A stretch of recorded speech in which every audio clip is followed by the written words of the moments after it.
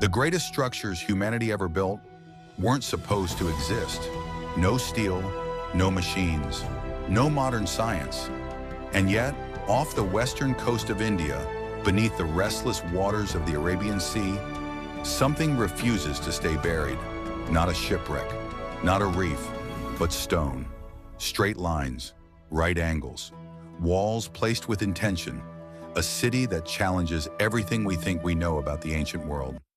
This is Dwarka, a city said to be built by a god, a city swallowed by the sea, and a mystery that forces us to ask, what if this wasn't mythology?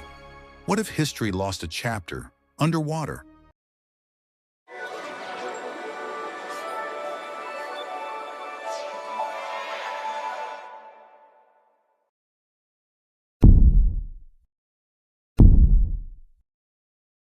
Dwarka doesn't begin with archaeology, it begins with text.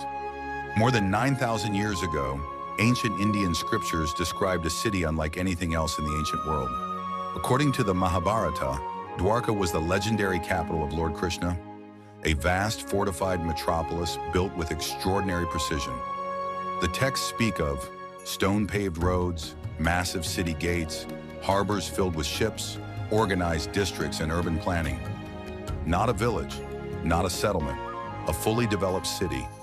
And then, just as clearly, the texts describe its end. After Krishna's death, the sea rises. The city is reclaimed. Dwarka disappears beneath the waves.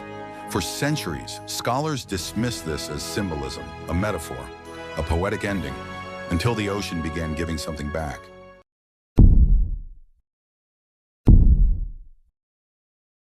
In the late 20th century, marine archaeologists began surveying the waters near modern Dwarka. What they found was unsettling. Beneath the surface were stone walls aligned in straight lines, rectangular foundations, carved pillars weighing tons, stone anchors designed for ancient ships. These were not natural formations. Nature doesn't build geometry. Carbon dating of recovered materials pointed to structures thousands of years old. Far older than historians expected advanced urban planning to exist in the region. The layout wasn't random. It was organized, engineered. This wasn't debris. It looked like the remains of a city.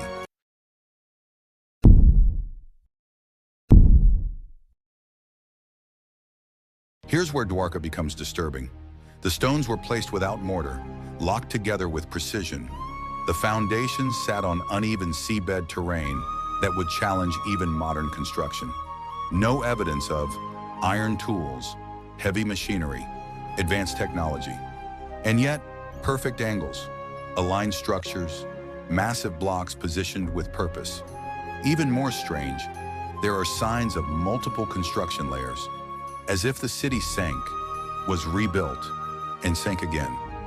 This wasn't primitive architecture. It was deliberate, planned, sophisticated, and we don't know how it was done.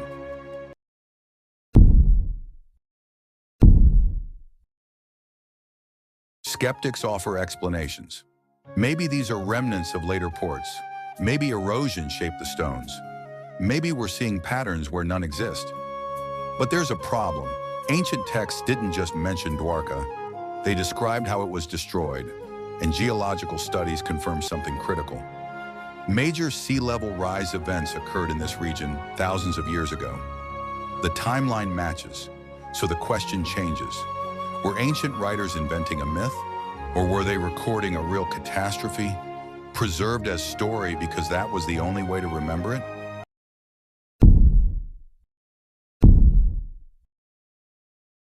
Modern history teaches us that complex civilizations emerged around 5,000 years ago.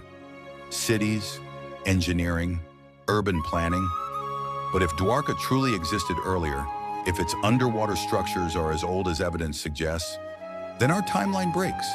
Because Dwarka doesn't fit. It suggests that ancient humans built coastal megacities, understood environmental change, engineered structures meant to endure long before we thought they could. And that creates an uncomfortable possibility. What else have we underestimated?